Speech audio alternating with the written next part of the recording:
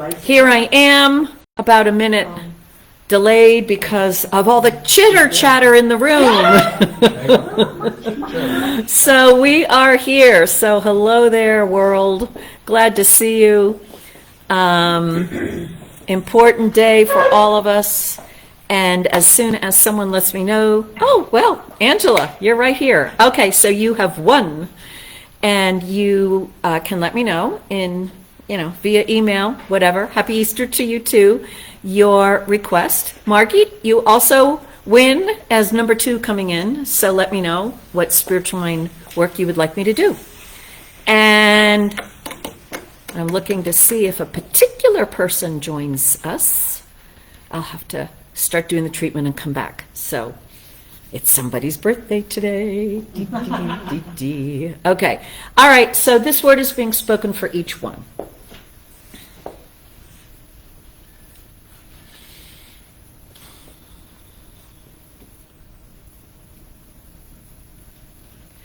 One life, only one. There is no opposite, there is no other. There is no divine life and then human life. There is only one life. One life. I am that I am. That is all, and there is no other. I am that I am is knowing itself now and now. Continuously, uninterruptedly. There is no separation, there is no detachment, there is only one life. I am that I am.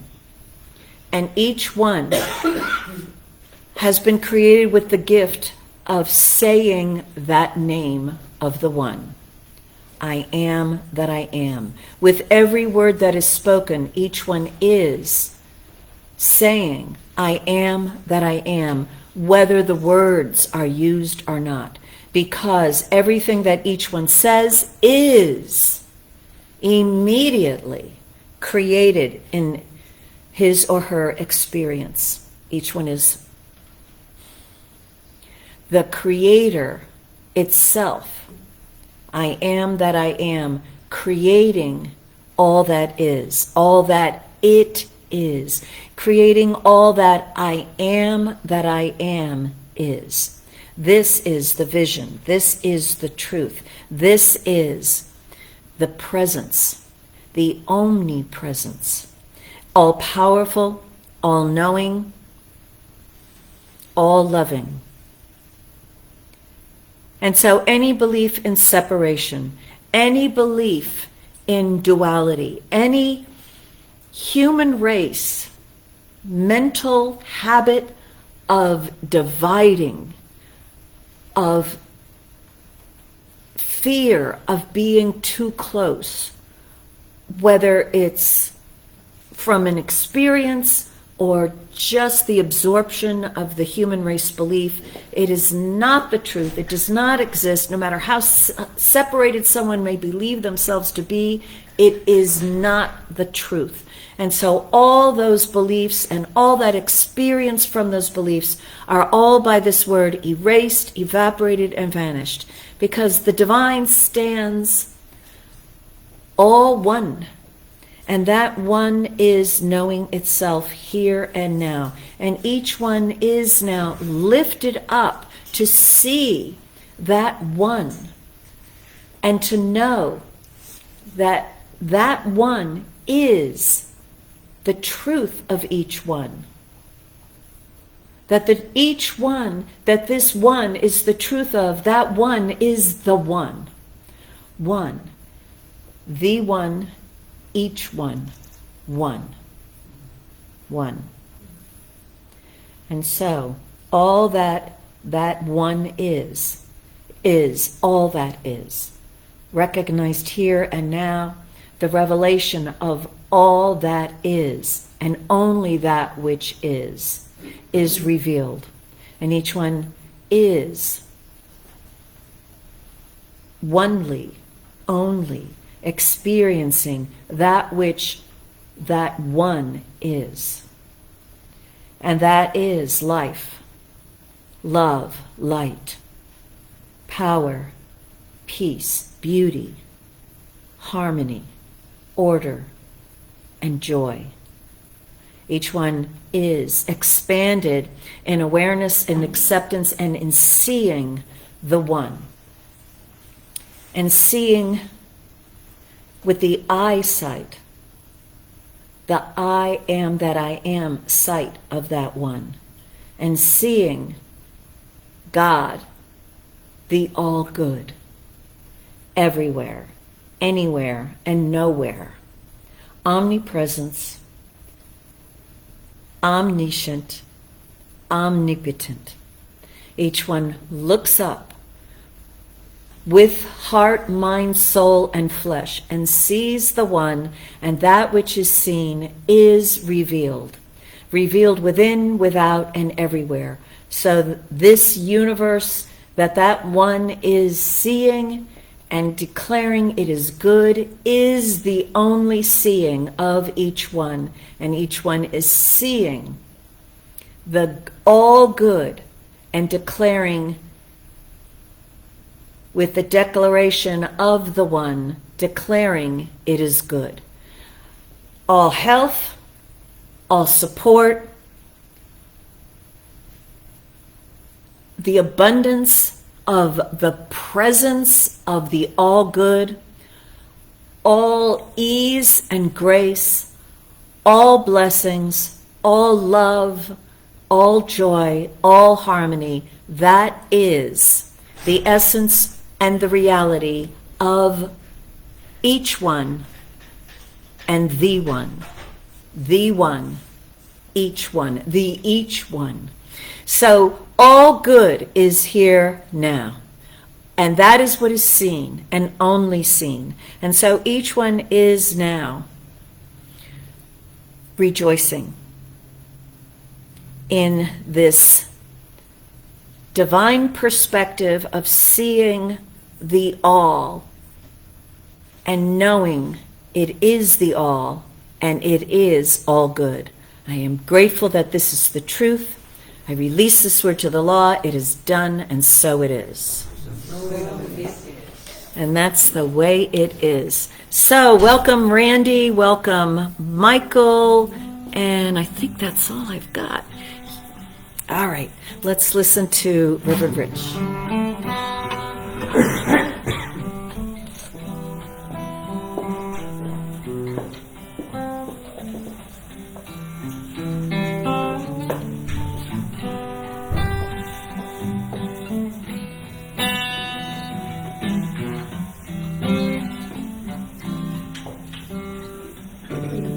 I am opening, my heart is ready to receive. I am opening, my heart is ready to receive. I am opening, my heart is ready to receive. And so that being open is the first step of receiving greater good, greater truth, greater whatever. And so each one of us now consciously chooses to be open to the greater good, to the revelation of truth. Each one is open to a resurrection from the old, the dead, the past, the no longer useful on any way. And so because each one is open, now all the good may be given, and each one is ready to receive it. I am grateful that that's so. I release this word and let it go to the law. It's done, and so it is. So it is. So it is that guitars are extremely effective by the weather. I am opening, my heart is ready to receive. I am opening, my heart is ready to receive. Good morning. Good morning to you too. My name is Susan Niedt. I'm a practitioner here at the Center for Spiritual Living, Princeton, and we are a loving, healing, inclusive community that teaches and practices the principles of the science of mind for the spiritual growth and well-being of ourselves and the world. And so, this morning I woke up and I was in a place of remembering, and I was remembering my mom. And she brought all this to me. So we had very little in terms of material things when I was younger, for various reasons. And my mom, however, was a magician. She could extend a pot roast. She could make the house look beautiful with no money, and she could find things at yard sales and Goodwill. She was a miracle worker. And every Easter, I don't know how she did it, but we have a beautiful new dress. Well, not a new dress, but to us it's a new dress. And maybe a new hat. And this was always the way it was. And we would go to the Easter service that's in the dawn, and you get to see the sunrise. And we did that every Easter. And the bulbs would be blossoming. And I just remember as a young child thinking that Easter was a time of new, a time of receiving new, a time of possibilities. Maybe because I thought a new dress was possibilities, because we certainly didn't get them, but I just remember having that feeling. So this morning I was just in this place of nostalgia, and I just felt compelled to read some books, some of our teachers, and Google all about Easter.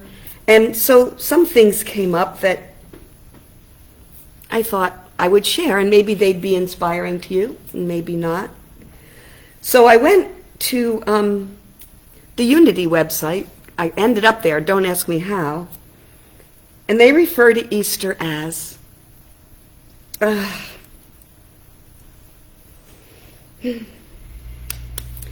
awakening and raising to spiritual consciousness of the I am in man, which has been buried in the tombs of materiality. Now, of course, Reverend Karen's wonderful treatment spoke to the I am in a very big way. And it just so happens that lesson 4 in the class I'm taking with Emma Curtis Hopkins' book, The 12 Lessons, because I'm thinking, that's pretty heavy, the tombs of materiality. So Emma created, reworded the Lord's Prayer. And where it says in the Lord's Prayer, lead us not into temptation, Emma says, never let me be tempted to choose the ways of matter instead of spirituality, lest I become subject to matter's laws. Now that is quite a mouthful, and it's our teaching, really. So we have been buried in the tombs of materiality, and now we have an amazing opportunity, well, every moment, every breath, every step we take, to rise again with new thought. And a new light after tribulation, I found that somewhere, and that was really profound for me because, speaking of trials and tribulations, I think it started around March 2nd, I remember the day, through about, well, yesterday, I had many opportunities for growth. Many opportunities for growth.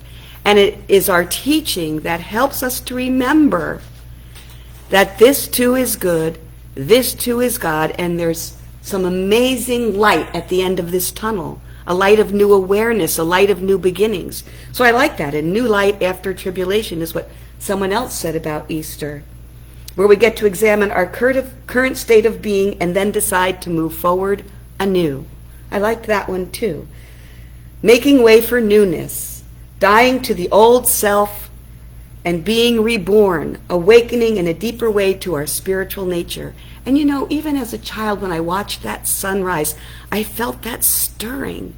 So if you've never done that, I'm sure many of you have watched a sunrise. It is definitely stirring. So dying to the old self. Joel Goldsmith refers to that as dying daily. Probably other mystics did as well. And on a personal level, I'm sure you all have your ways that you look at Easter. But for me, it's a loving reminder to take a breath and renew, particularly maybe my approach to my spiritual practice. So this year I was guided, as we are before New Year's, to write a list of all those things that no longer serve me and tear it up, burn it up, so that there is room for newness. So anyway, I no longer require a new hat or a dress, but it's still a lovely memory. That new dress is my new beginnings, right? So, knowing that this day is a blessing for all of us, I have a few announcements. On the second and fourth Tuesday of every month through December, I will be leading our evening meditation again. It's 15 minutes. It starts at 7 o'clock, and we do a variety of meditations, and then I leave us in meditation, and we are all, what's the word? Help me remember, those of you that participate. Oh, we don't have ourselves showing. We're all kind of incognito. And then we just sit there as long as we want. It's just a lovely practice. So I invite you to come. The Zoom link is on our Facebook page. And also, if you've participated before, you've received an email. And also, speaking of Emma, on April 30th, we're going to have one of our special Sundays, and this one is called Brunch with Emma. And there will be brunch, so I'm counting on all of you wonderful, generous people to participate in that brunch potluck. And also, we will be doing a few of Emma's practices from lessons 3, 4, and 5. And they are wonderful practices, and we're going to do them as a group. So it will be very, very, I think, a very wonderful way to experience the unity of each other and let that power of all of our power join together in these wonderful practices. So I hope to see you there. And one more note about the evening meditation. It is free, of course, no charge. And I do invite you, however, if you are so guided, to contribute to the Center for Spiritual Living, Princeton, because that is how we get to be here. So anyway, have a wonderful, blessed day, and thank you for joining us.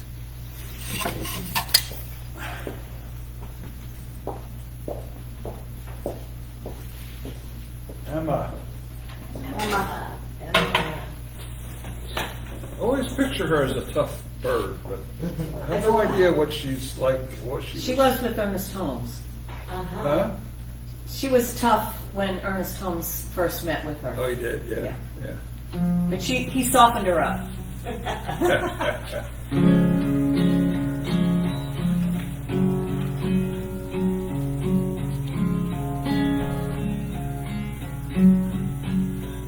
I'm finding myself at a loss for words. Funny thing is, it's okay. The last thing I need is to be heard,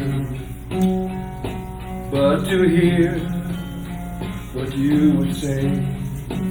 Word of God speak, would you pour down like rain, washing my eyes to see your majesty, to be still and know that you're in this place. Please let me stay and rest in your holiness. Word of God speak.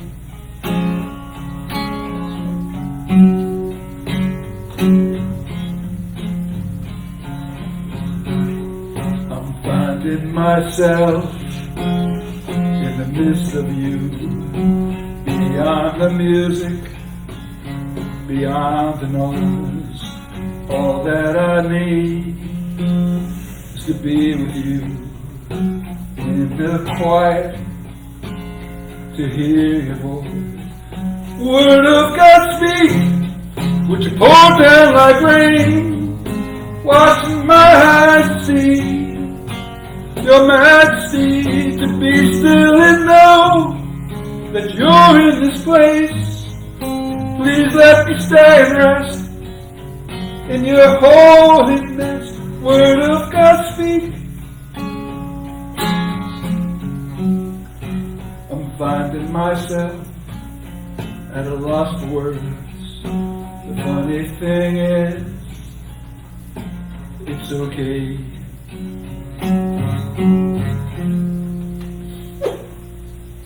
DeeJah. Thank you, Reverend Rich. Good morning, everyone. Good morning. Beautiful. Yes, I can see all the paintings. Good morning. This morning I have some excerpts from Marianne Williamson's book, A Return to Love. So let's take a deep breath and relax. And she says, people have focused on the crucifixion more than the resurrection. But crucifixion without resurrection is a meaningless symbol.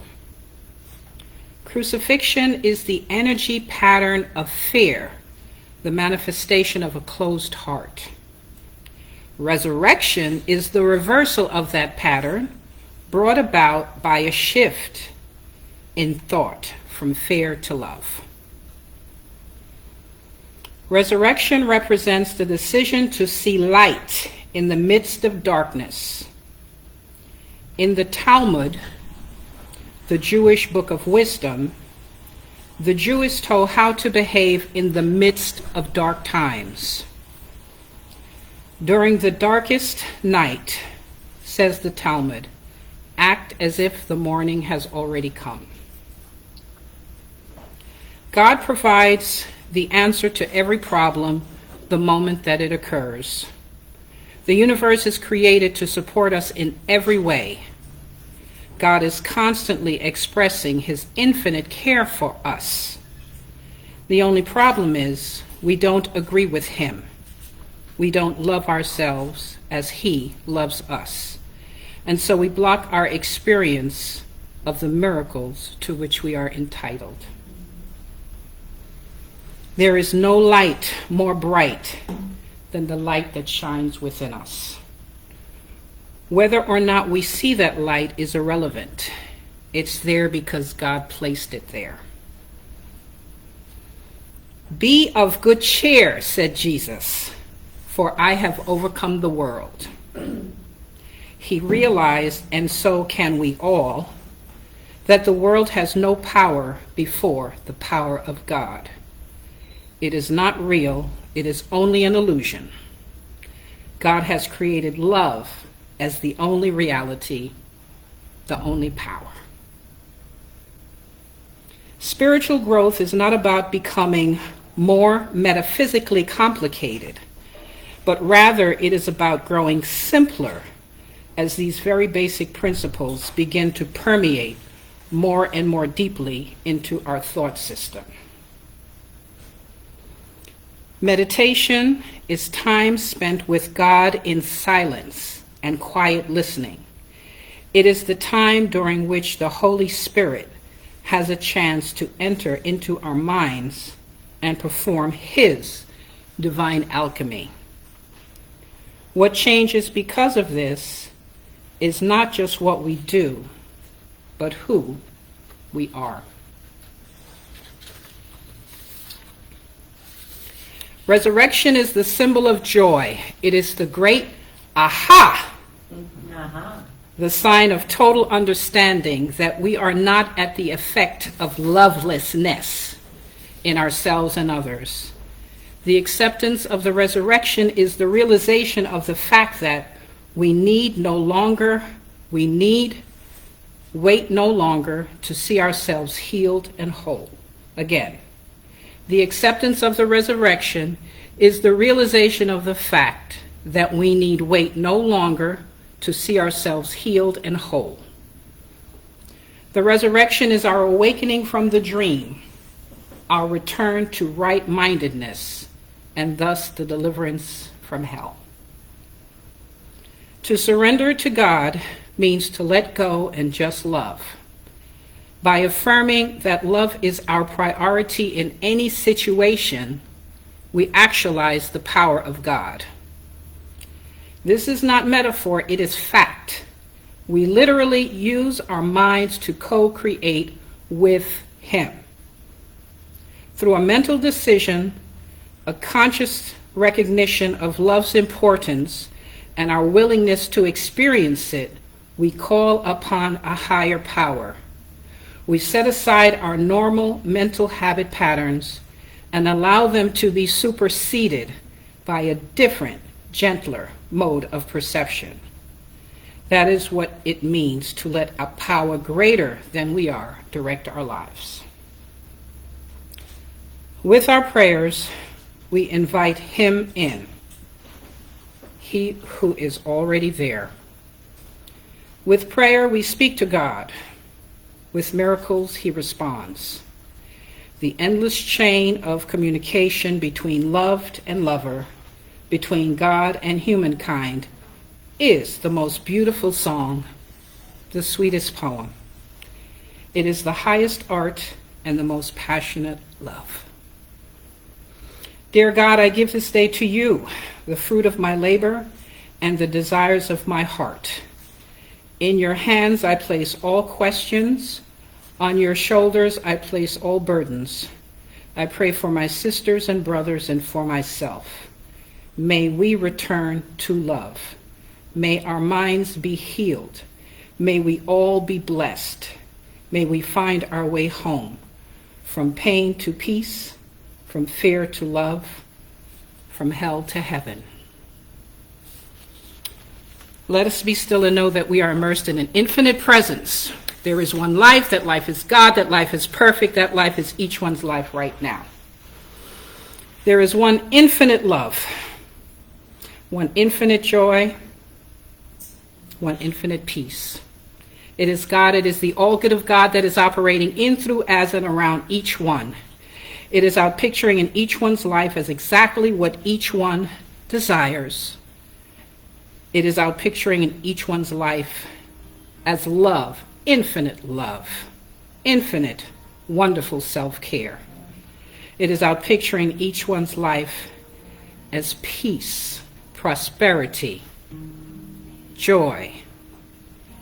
And I know that this all good of God continues to follow us from moment to moment, during the week, during the day, during the days to come, to continue to guide us in joy, in love, in reverence for God, the only power, for love, the only power. I release this word into God's loving law, truly grateful for God's guidance and love and for the knowledge that God indwells each of us. I am so grateful. I release it. It is done. And together we say, and so it is.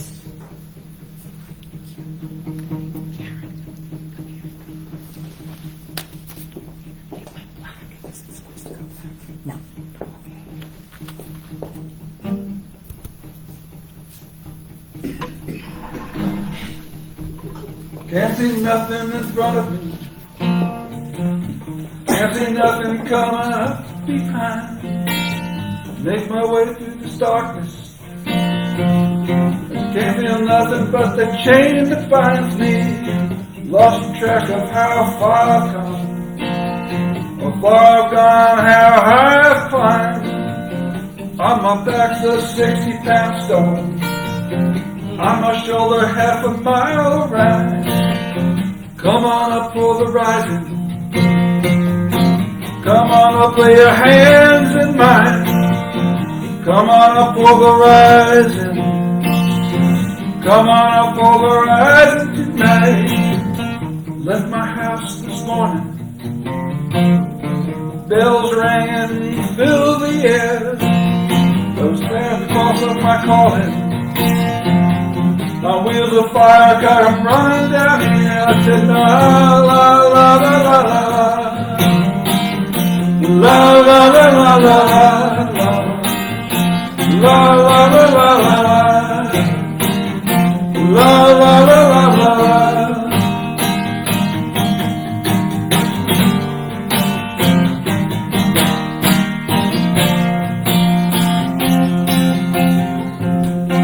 Heavens above and behind me, faces gone black, eyes burning bright.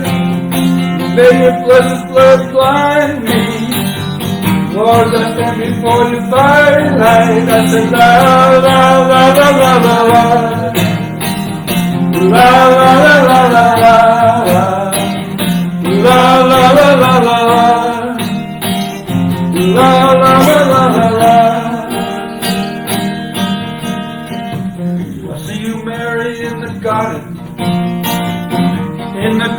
of 1,000 sighs.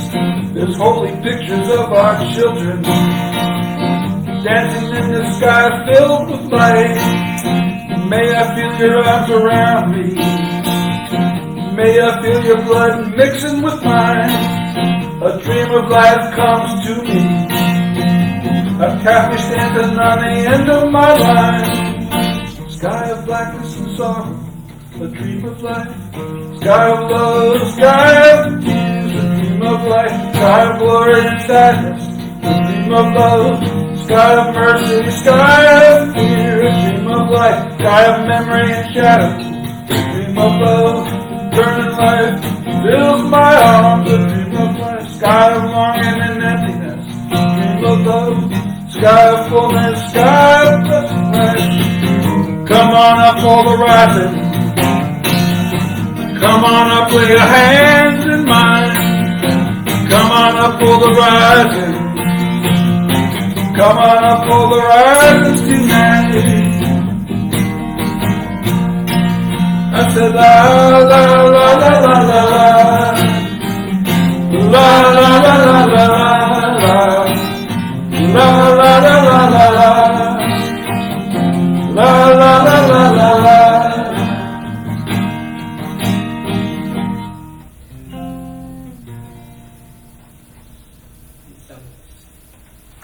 All right. All right. All righty then. All right. So, okay, let's get the beautiful photos, not photos, the paintings that you guys did at the last gathering. You know. Excuse me. So, welcome Michael, Debbie, Raul, Debbie Joy. Welcome everybody on this, what the world calls Easter Sunday. And so for those of you who have not heard, I just want to share with you that one of our practitioners, Irene Pierce, made her transition early this week. And it was a shock to everybody that I've spoken to, because she was calling people up and talking to them with crystal clarity right through the very last day of her conscious life, her conscious awareness. And then she had a massive stroke and went into a coma, and a week later made her transition to that next plane. And so we're collectively and individually grieving for someone who just gave so much to all of us and to this spiritual community. And one of the things that most people weren't aware of and no one could see was, for years, she met on the phone with our other practitioner, DeeJah Wynter, here, and did spiritual work for our center and for everyone in our community. And the two of them, along, every once in a while, others would join. They were guided to participate, but Irene and DeeJah faithfully met for years doing that spiritual work. So we are blessed by that. And for those of you who are guided and are able, we're having a memorial service on Wednesday evening, April 19th. So that's a Wednesday away from this Wednesday, a week and a half away. It's set up by the family. I am doing that memorial service, and it's being held at the Bruce Van Arsdale Funeral Home, which is in Somerville, New Jersey, Gaston Avenue, Somerville, New Jersey. And for those of you who've been around for a while, it actually is the place where my mom, her body was handled, her transition, and we did a funeral service there, as well as something within our community. And we will do something within our center for Irene in a few months. So interesting, it's Resurrection Sunday, and she chose this time to leave. Her daughter kept wondering, why is she taking so long? Why is she waiting so long? And I happened to notice that Ernest Holmes' transition was April 7th, and I'm like, oh my God, please, Irene, don't wait, because dates, those of you who know her knows how much she loved dates and how important they were to her, and I'm like, oh, get a better date, don't drag this out. But no, she left when it was the perfect time for her. Actually, it was the date of Martin Luther King's I've Got a Dream speech, so I think that was pretty cool. And she certainly was very aware of that.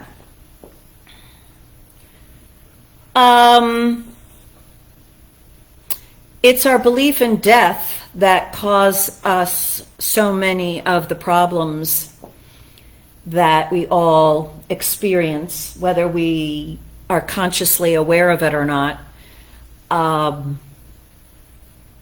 A death to hopes, a death to dreams, a death to an experience that we loved. And yet, we do need to continuously experience a release, a death to the old, to the no longer that which serves us, to that which no longer inspires us, to that which we have outgrown. And it's a continuous process and project, and we're never done. And that belief that we're done is death, because we are never, ever done. So the topic today is resurrection, not just a one-time thing. And that actually jumped out at me in my piles of papers that I have about Easter Sunday. Someone, somewhere, did an email saying resurrection, not a one-time thing.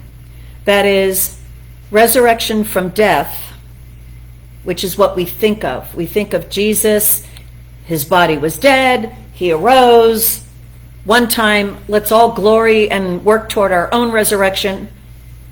And what we mistakenly believe, and then that's it. Done.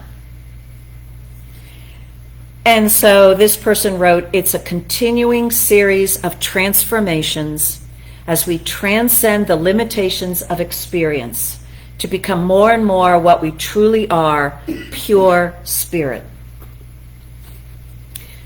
I turn to Emma.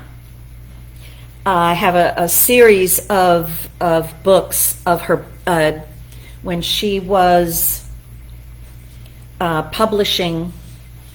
I believe a lot of it was with Christian Science.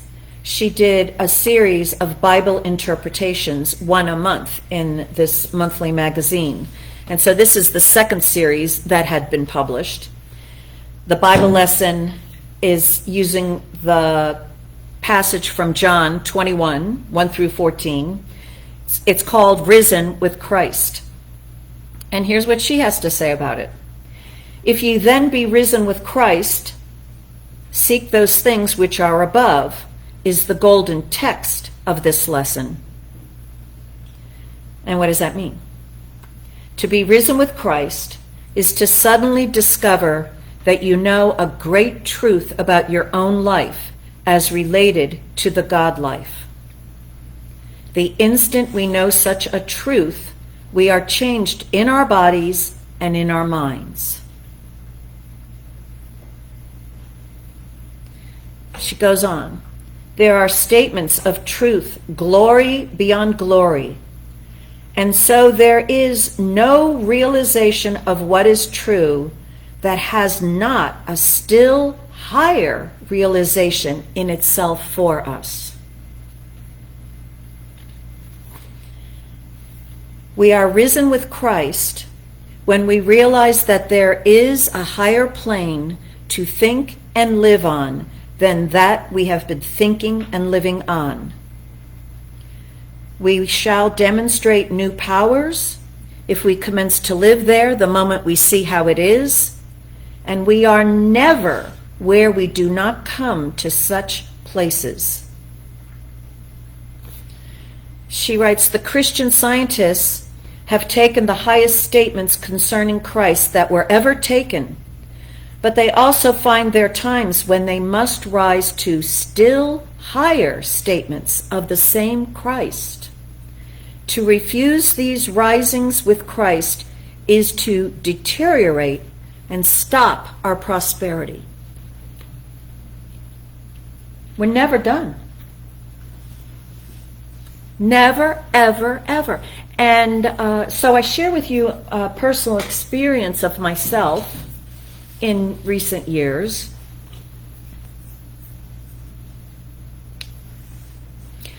Unconsciously, I wasn't really aware of it, but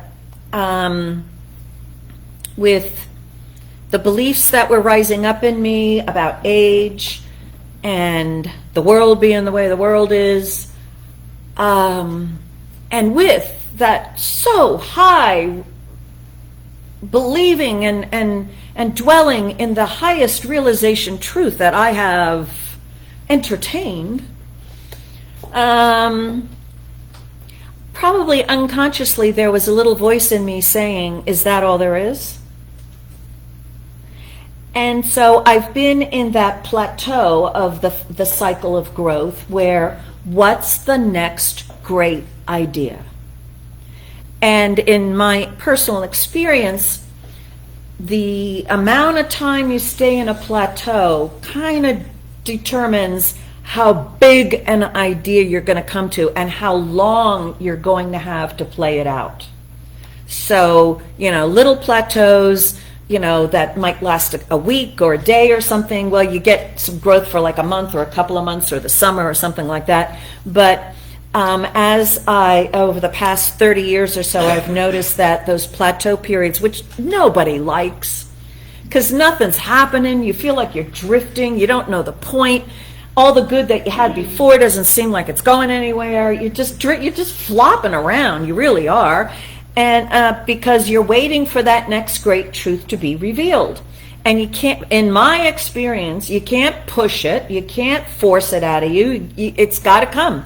And so you just wait. And you come up with your great ideas in the meantime, and you play them out, and that's not it. But keep at it. Well, just keep showing up, right? And you get rewarded. And so I noticed when I became a minister, I had a very clear vision of the next 10 years. And after those 10 years, I had another clear vision of the next 10 years. And so I've been drifting since then, going, now what, now what, now what, now what, now what? Well, Emma tells me, right? The next great realization of truth. To believe that you're not going to have it, in my personal opinion, is devastating. No hope. Somebody else wrote about the real lesson of resurrection. Maybe its strangest, strongest one. When Jesus died, hope died. She's talking about everybody else, right? The apostles grieved the death of Jesus. The public was scandalized. The synagogue said good riddance to a troublemaker. The entire Jesus enterprise collapsed. But in the end, out of apparent failure came new life, stronger than it had ever been before. And so too for us. When one phase of life ends, a new one arises. If we do not spend too much time grieving the one before, if we allow new grace to flow through us, if we accept the fact that the third day, the moment of ultimate incidence, is an ordinary moment of time turned Christic, turned salvationic, turned new. Resurrection strikes failure to the core. In other words, so in my experience of no hope, without like fully realizing, I remember back to my glory days of this teaching, discovering this teaching, and the spiritual work that I did. And I know that the spiritual work that I did, I was driven by some need to change. It probably usually was some sort of problem, but it inspired me to go into the tomb. And I remember turning into that tomb, my little room, wherever that might have been, and sitting with the Science and Mind textbook and reading truth, reading it and reading it and reading it, and waiting. But I was clear that if I do this, the truth, the realization of a greater truth will be given, it will descend, and boom, I would be out of the tomb. And in every case where I did that, it happened. I had experiences where I was out of work, and I'm like, okay, out of work, time to know a greater truth. And I just did my process, closed the door, I'm sitting in my room, I'm reading the textbook, I'm studying, I'm doing a treatment, I'm studying, doing another treatment, studying, meditating, doing a treatment, and then grace descends, a realization, a realization of truth opens up. It changes everything. Everything you are seeing differently. You are arisen. And I would have those moments of, whoa, I get it now. I would do another treatment, and I swear to you, the phone would ring. And it would be the next job. My voice teacher, an acting partner, the phone would ring after I did the final treatment after resurrection. And so one of the things we want to realize while Jesus was in that tomb there was Mary of Magdala was outside that tomb. She was his practitioner. She was knowing the truth for him. And that is our spiritual process. We do our spiritual work. If you're going to, go through death, I advise you to have a practitioner outside your tomb. But you don't necessarily need that. You'll be divinely guided whether you do or not. But the thing is that when you've got that demand in you to know the truth. Yes, when I first started, I wanted the problem be fixed. But what I learned in the practice was it was the truth that was the gold. And every single time when I got the truth, I didn't care that much about the thing. But I got the thing anyway.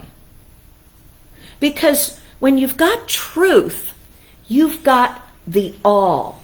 You know something, and as they said, you have powers with it. You have a consciousness of freedom. When you know the truth sets you free. It doesn't matter if physically you're still in a jail or not. You know the truth.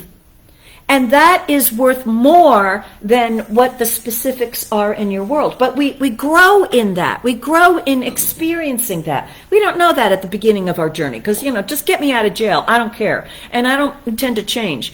But bit by bit, we realize the value of the truth that is realized.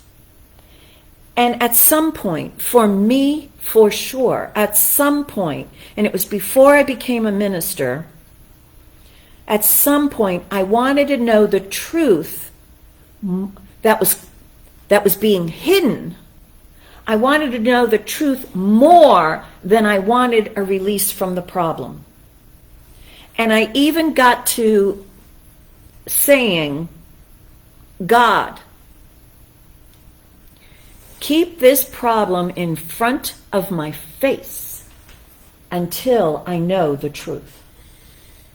Don't you go taking it away from me so that I can think, oh yeah, I got it. Because I know the false belief that created the problem is going to still be there and is going to create something else, and it'll create a worse problem. I'll deal with this one. It's got my full attention. And so for me, what happened to me this resurrection week is I got a clear view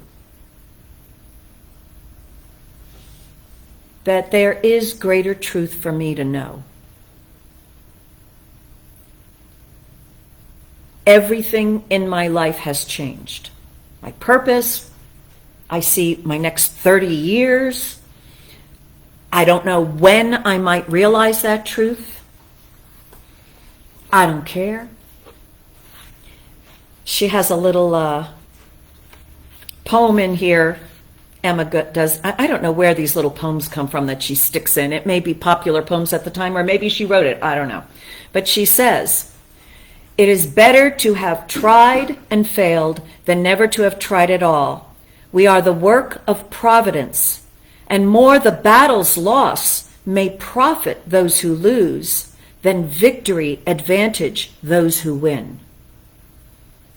And so when we know, when we get on that spiritual path and realize there is more truth for me to know, and it's for me, that more truth for you to know, right? Because Emma says every one of us, there's more truth for us to know. But when you get on that realization, oh my gosh, there is more truth for me to know, and I'm gonna know it.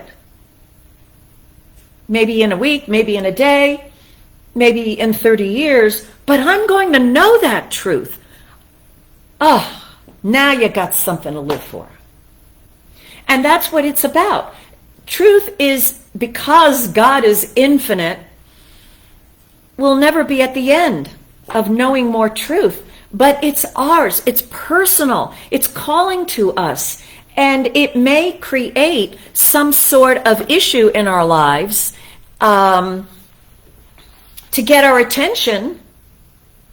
And you may, if you're like me, I knew there was more truth to know, but I didn't have that kick in the butt kind of need. I didn't have that, let me drop everything and this is what I'm going to do. I didn't have the vitality of it. It wasn't well formed, didn't fully understand it, and I don't know. People are people. And in that drifting plateau kind of phase, I was buffeted, affected by the world around me and what other people were going through. And I was a victim of the earthly body, and I had filled with concerns about what it was doing and what it wasn't doing, and am I healthy, am I not healthy, blah, blah, blah, blah, blah, blah, blah. Well, I speak now with someone who does not yet know the truth, but I know that I will know the truth. And the rest takes second place. It's not that important to me because I'm going to know the truth. And because I have known the truth in the past, and because I know how much it set me free, I can't wait to be resurrected. Although it's so much fun waiting. Does that make sense? You know, because it's not empty waiting, it's spiritual work waiting. It's like, now I know what to do. Now I know the spiritual work I need to take. Now I know for what door, I know what door I am knocking on. And I might not know that what's on the other side, but I know that door will open, and I know that that grace will descend because it's happened before, and that's just the way it is. And Emma said, right? Emma said. And so I'm filled with joy. I'm filled with joy. The last time I had this sort of experience, well, cats, being cats. I can't remember the couple of times because I had the experience where the two cats were fighting. That was one. And I had another experience when one of the cats was diagnosed with diabetes and needed insulin shots. So it was the diabetes one because I had to measure the sugar in her urine every day. And I had to give her insulin. I had to do all these things on the physical realm. But I knew there was a truth for me to know. And I'm like, how am I going to do all these earthly things that looked like she's ill and got problems? And not to mention, who wants to give a cat a shot? That looks like fun. And to look at this measurement, and it came to me, the way to approach it. It came to me. Thank you. Truth shows you the way. And it said, as you look at this little dipstick and see how much sugar is in her urine, what you're going to see is how much more truth there is for you to know. I'm like, wow, a measurement. And so every time I dipped it in, I would see how much more truth is there to know. And yes, giving her the insulin, that brought it down. But I'm like, no. What's bringing it down is I'm knowing the truth. And I'm halfway now. I'm halfway. I'm making progress in knowing the truth. And I was doing spiritual work, and many of you were treating for the cat, and I had a practitioner treating for me. It was like, and I'm in my prayer chair, hours every day, knowing the truth, treating and treating, doing spiritual work, up, down, every which way I could come, and walking it out in the external world, letting go of things that needed to be let go, doing everything I was guided to do, and in 1 month, she no longer needed the shots, and after 2 months, the vet said she no longer had that particular condition. It was gone. I'm like, yes. But the truth that I knew was worth the whole thing. And that's what we want to go for. Resurrection consciousness requires the crucifixion. And the crucifixion is self-done. So it's not like they're all going to come after you, whatever. No. What you are crucifying is your false beliefs. You're dying. The false beliefs in you are dying. You're killing them off. And you must do that. You must let go of the old in order to be open and ready for the new. And so denying of the denials is a powerful thing. It's to realize, I have to let this go. I have to let this go. I can't let it go. There's a way for me to let it go. There's a way. Show me the way to let it go. Let me, I am willing to let it go. I hate that part. But it's necessary. And then with that commitment to let it go, we move into the tomb where deep spiritual work is done. And then, how long are we in the tomb? It doesn't matter. Because we know we will be lifted up out of it. And the good news is, you see, as been said by our practitioners before me, and boy, that lovely music before, the thing is that what we're having dying inside of us is the beliefs in limitation. Beliefs, I can't have my good. Not me, everybody else, but not me. And I've tried it so hard over and over and over, and I can't get my good. No, it's saying no to all that. Oh my gosh, I came across a Bitzer quote. Let's see if it'll come up. And I'm reading it over and over and over and over and over again because it's just so darn good. I'll find it, never mind. And what he said, I'll find it, hang on. It's just too good, I have to get it. Here it is. And it was one of you who let me know of this work, and I found it on the internet. All right. Refuse to let your own thought limit you. Not even the self, little s, self, can limit the self, capital S, self. We should declare our freedom from self-imposed limitations. Become so aware of the truth that you do not possess the power to bind yourself. And I think as religious scientists, when we find out about those false beliefs, at a certain point, sometimes we can start believing in the power of the false beliefs to keep you stuck. And we're trying to get rid of the false beliefs, right? And they just keep dragging us down, dragging us down.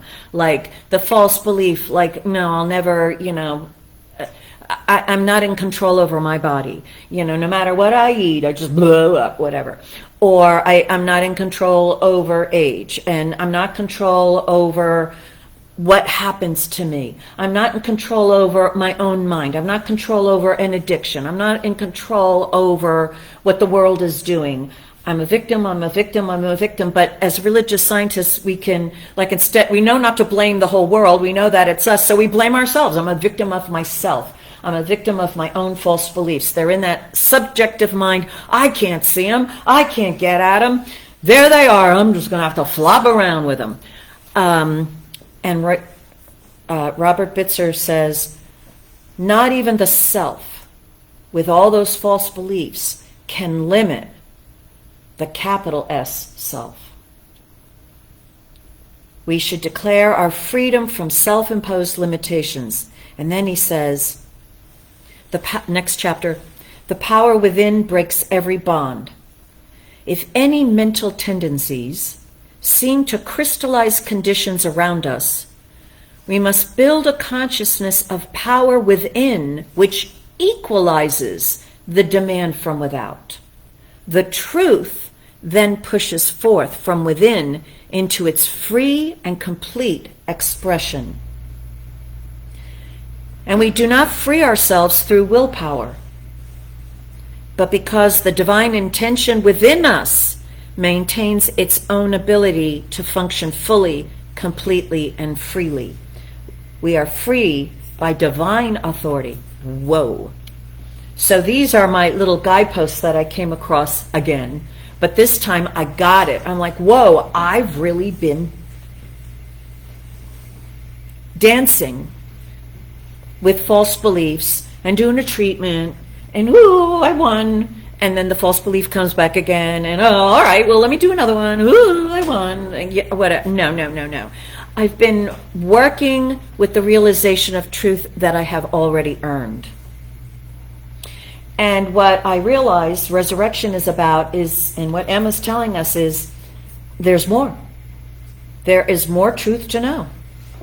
There's something more about our freedom, about the all-goodness of life, about love, about oneness. There is something more for me personally, you personally, to know. And it's on its way to you. And you'll get it, whatever it is. And whatever the situation is in your world, oh my gosh, that can be your measurement. That can be what shows you how well you're doing along your way, because for so long along this way of realization of truth, it seems like you're not getting the truth, right? You're in the wilderness, wandering around. But we can have measurements that something is happening. Something is happening. Even though I don't have the aha moment yet, the indications are there that things are improving here, there, everywhere. And we got to grab onto it, even though we know a whole lot of it is made up. We're making it up, like me with the insulin. I mean, clearly it was the insulin that was reducing the sugar in the cat's body, but I was going, no, it's not. It's my spiritual work that's doing it. And that's my position, and I'm standing on it because I believe, right? What I know manifests in my world. And so I acted as if I believed it until I proved it. And then I'm like, oh, I guess I believe it because it happened, right? But No matter how many treatments we've done, no matter how many demonstrations we've done, no matter how much realization of truth we've done, no matter how many spiritual principles we've manifested, I don't care if you're able to levitate your body and float around, and there are people who can do that. That's great. None of us is done. None of us. So it's not a bad thing. It's the life thing. There's more truth to know. And we want to resurrect to that realization that there is more truth to know. And then we want to go for it with all our guts. As Emma says, this too is God. This too is good. This too is for me, and I demand to see the blessing in it. And what she means is the truth, the realization of truth is the blessing. I demand to get the realization of truth. Like good old whatever, Jacob wrestling with the angel, I'm not going to let you go until I get my blessing. And that angel ripped that guy to shreds, beaten him to a pulp. What was he getting beaten? The crystallization of the false beliefs. Beaten to a pulp so they could all just drop away from him. And then there he was in all his glory. And the angel went away, right? So I know in our heart of hearts, every one of us wants this. I know that I wanted this all the time. I didn't know that I wanted it. But now that I know it, I know what I want. And I know what I'm going to do. And my life is filled with purpose again. Ooh, project. Right? Project. And I will get that good. And it's not because I got willpower and I'm going to be doing all this sort of stuff. No, it's because the descent of grace is the only outcome. Always. Always. So, with that to be contemplated, let's move on in our spiritual practice. And Reverend Rich is ready to sing something for us. Yeah, we were watching a new show on TV last night, and it's the purpose. The premise of the show is that a new machine shows up in the convenience store, and if you go to the machine, you put some money in, it gives you a card, and it gives you your true purpose. So all throughout the town, after this a little small town, all throughout the town, you see people playing the guitar, you see people painting, and they all, because they believe this card, they all think that they can do this stuff. One lady, she's in her 50s or 60s, she buys a Harley Davidson, and she's running around. So, I want to see what they do with the show because it's on Apple TV. But it was interesting to watch that this little card, people believed it, and all of a sudden their lives changed. And the poor, well, I won't say it, what the main character, what happened to him. It's a fun show.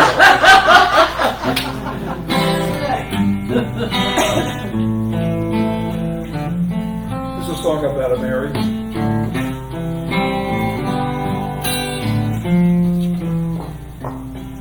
When I find myself in times of trouble, Mother Mary comes to me, speaking words of wisdom, let it be. And in my hour of darkness, she is standing right in front of me, speaking words of wisdom, let it be. Let it be, let it be, let it be, yeah, let it be. Whisper words of wisdom, let it be. And when the broken-hearted people living in the world agree, there will be an answer, let it be. For though they may be parted, there is still a chance that they will see. There will be an answer, let it be. Let it be.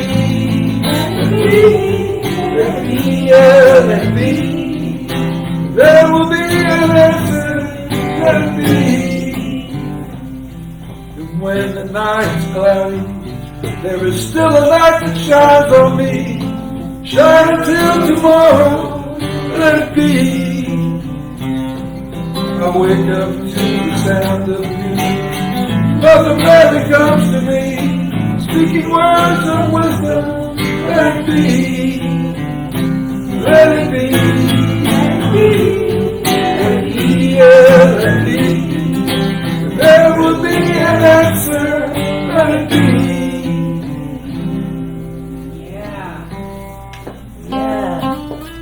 Oh, that Mary. Let it be.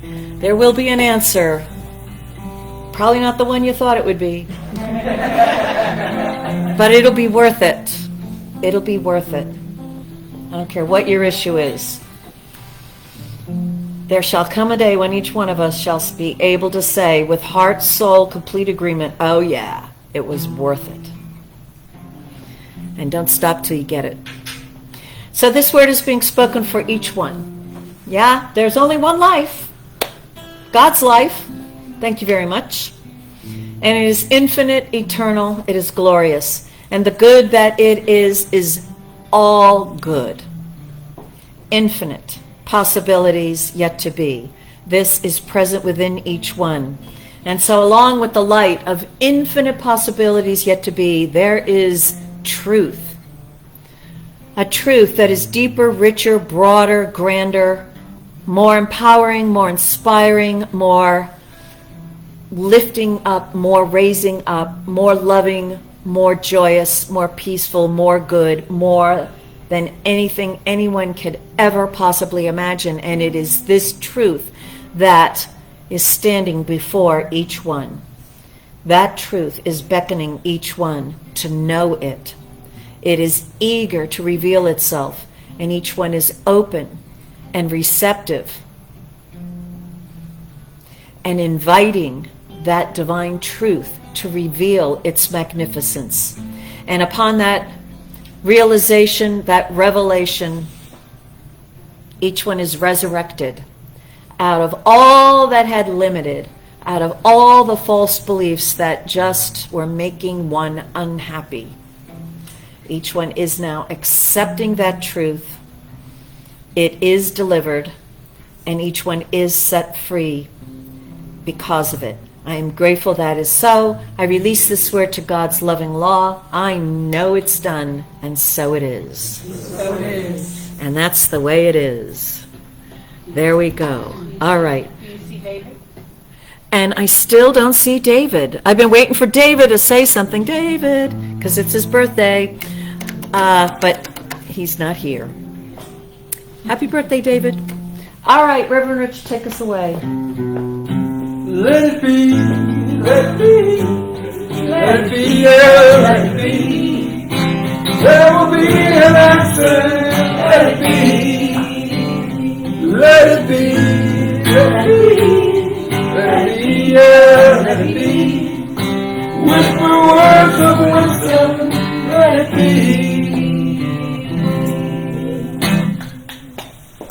All right, we're all arisen now. Let's go eat some Easter eggs. All right, okay. Hello, Clee. Good to see you too. All right, everybody. Great gathering together here, and I'll see you next week. Bye.